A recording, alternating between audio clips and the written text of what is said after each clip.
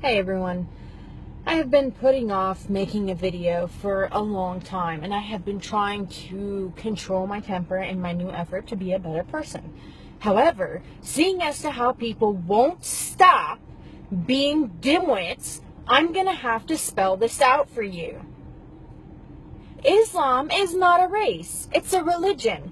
Therefore, when I say Muslims have to believe in Mohammed, their prophet, and follow him as their ultimate role model, it doesn't mean I'm a racist. Because Islam is not a race. If you believe in Muhammad and Allah, you're a Muslim. If you follow Muhammad as your ultimate role model, you're a Muslim. What did Muhammad do? He was a rapist, a pedophile, a mass murderer, not to mention a warmonger, liar, cheater, thief, adulterer. He took in hundreds of sex slaves, spilled plenty of blood all around the world, all in his name, all on his hands, all because of his teachings. And if you fall for this jihad is self-betterment crap, see, I said I wasn't going to get angry. You deserve anything that comes to you. Because the information is out there. Okay? Jihad is not self-betterment. Jihad is from the noun juhd, meaning to put out effort. Okay? Now, Islam took this Arabic word and turned it into jihad, and that means for the sake of Allah. Jihad is exerting effort for the sake of Allah. Now, what does Allah want? Allah wants everybody to become Muslims. Okay, jihad is mentioned several times in the Quran. Several times in the Quran it's mentioned, kill them and fight them. Cut off their heads. Now, some people will say, well, just because it's jihad, it doesn't mean it's violent jihad. Okay, on the terms in Islam where you don't have an explanation in the Quran, you're supposed to refer to Sirah and Sunnah. That's everything that Muhammad said and did. For Muhammad, what he did when he was in Mecca, a pagan place, when he was outnumbered, when he first started on his revelations and he was first trying to convert people, he did it peacefully, secretly. He did it, pretended that he wasn't doing anything, and then was doing everything on the down low. Then he started to call for people to convert on the outside, publicly. Then he got kicked out of Mecca because him and his buddies were troublemakers and the pagans didn't want them there. And what happened? They went to Medina. Okay? Medina already had a following for Muhammad. That was the last time Muhammad ever called for anybody to convert in a peaceful manner. Never again in Muhammad's life did that happen. After that, it was war, it was murder, it was sex slaves, it was craziness. You want an example? Bani Khaybar was a village next to Al-Medina.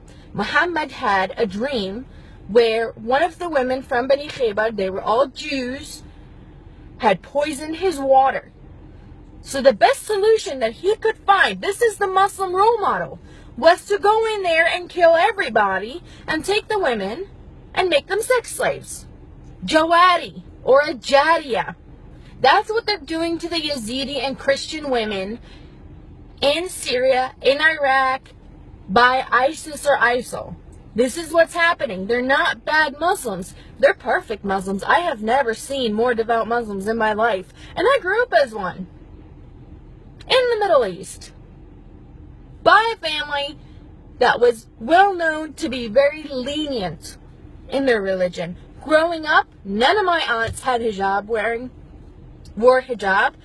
None of them prayed 5 times a day. My dad, if you look at him, he wears shorts, he's got necklaces, he's very westernized.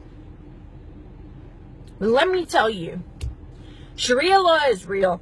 Jihad is real. And it's not self-betterment.